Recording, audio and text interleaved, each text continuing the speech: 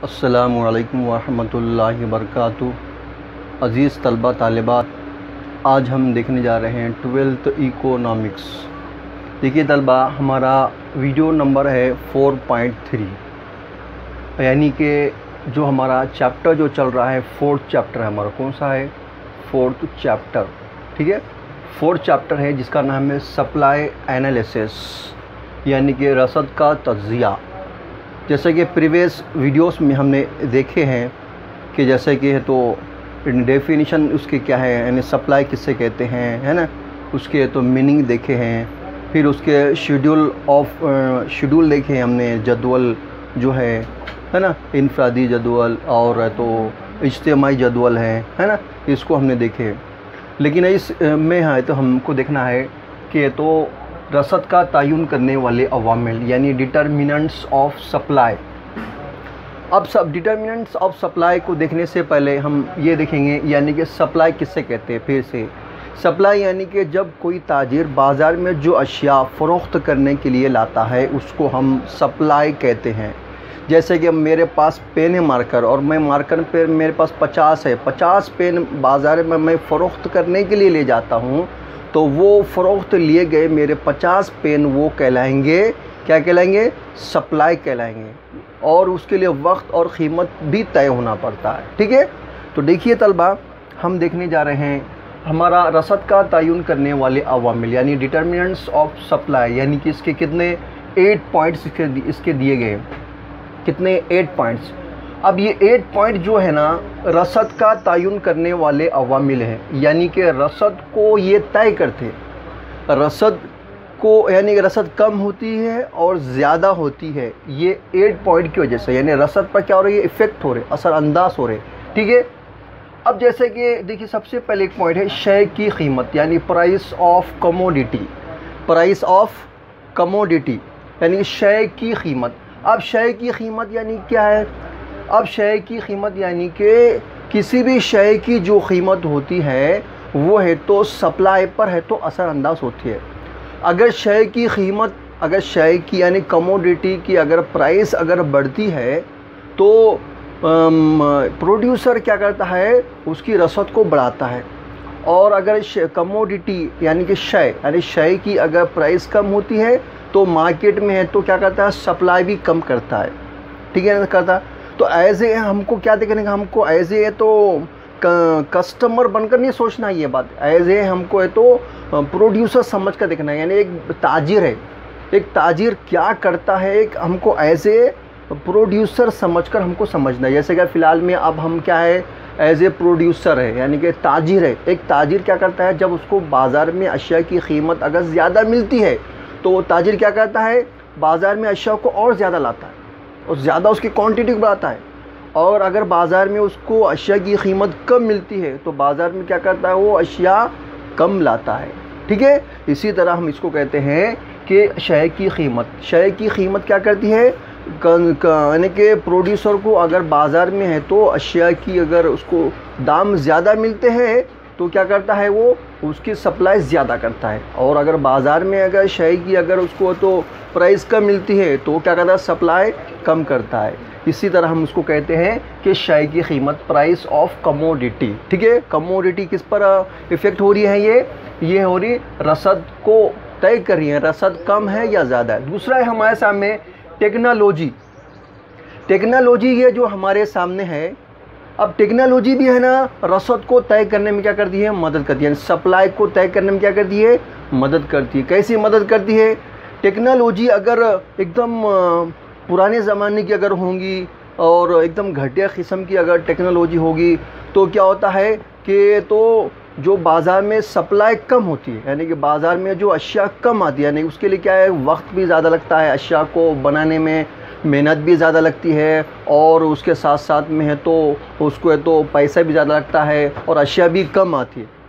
और अगर नई नई टेक्नोलॉजी, नए किस्म की अगर टेक्नोलॉजी होगी तो उससे क्या होता है कि कम वक्त में, कम मेहनत में अच्छी और ज़्यादा है तो अशिया तो बाज़ार में आती है।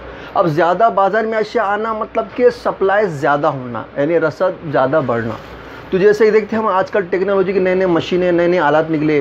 पहले जो चीज़ें अनाज वगैरह जो पहले है तो कम होता था, आज क्या हो रहा है, कम कीमत में, कम वक्त में, कम मेहनत में और ज़्यादा है तो उसका प्रोडक्शन बाज़ार में ज़्यादा सप्लाई आ रही है। ठीक है, तो इस वजह से क्या कहेंगे हम, इसी वजह से हम कहेंगे टेक्नोलॉजी भी है तो रसद को तय करने में क्या करती है, मदद करती है। नेक्स्ट है तीसरा हमारा पैदावार की लागत।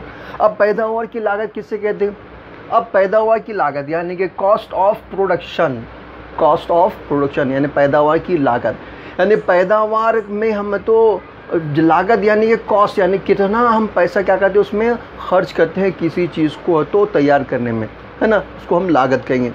अब लागत से मत क्या कैसा करते हैं हम, किसी भी चीज़ को बनाने के लिए जितनी ज़्यादा लागत लगाएंगे हम उसका सप्लाई उतना ज़्यादा बढ़ेंगे, यानी कि उसको बाज़ार में अशिया उतनी ज़्यादा आएंगी, और जितना कम हमारे तो लागत करेंगे उतनी अशिया जो कम बनेंगी, मतलब उतनी अशिया बाज़ार में उसका सप्लाई उतना कम होगा। इस वजह से पैदावार की लागत यानी प्रोडक्शन में अगर ज़्यादा अगर पैसा इन्वेस्ट करेंगे तो उसका सप्लाई भी ज़्यादा होगा।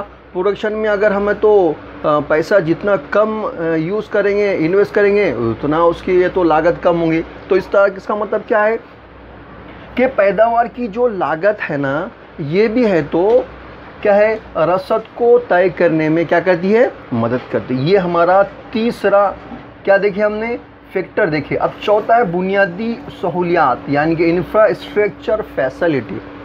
अब इंफ्रास्ट्रक्चर फैसिलिटी यानी क्या है, यानी कि अशिया को बनाने में जो बेसिकली जो अशिया होती है ना, जैसे कि ट्रांसपोर्टेशन का मसला है और बिजली का मसला है और इसी तरह पैगाम रसानी का मसला है, ये क्या है, किसी भी शय को बनाने के लिए क्या उसके बेसिकली क्या है, उसके फाउंडेशन है।